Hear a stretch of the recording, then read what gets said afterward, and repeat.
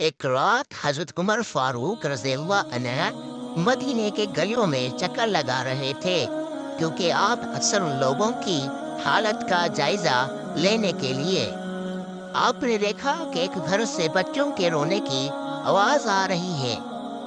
آپ اس گھر کے قریب گئے اور دیکھا کہ ایک عورت چولہا جلا رہی ہے اور برتن میں پانی ابل رہا ہے۔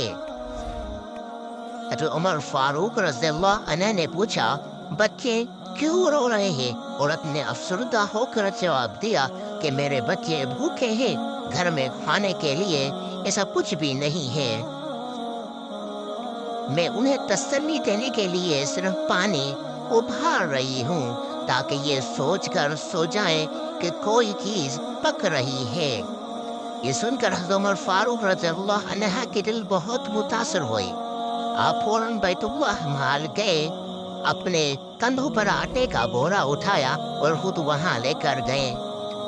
اپنے خود ہاتھوں سے آٹا گوندھا، اپنے ہاتھوں سے روٹیاں پکائی اور اپنے ہاتھوں سے بچوں کو کھانا کھلایا، اور بچے مسکرا کر سو گئے۔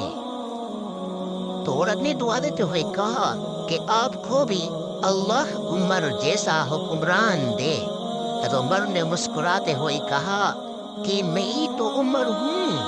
عورت یہ سن کر حیران رہ گئی اور شکر گزار ہوئی۔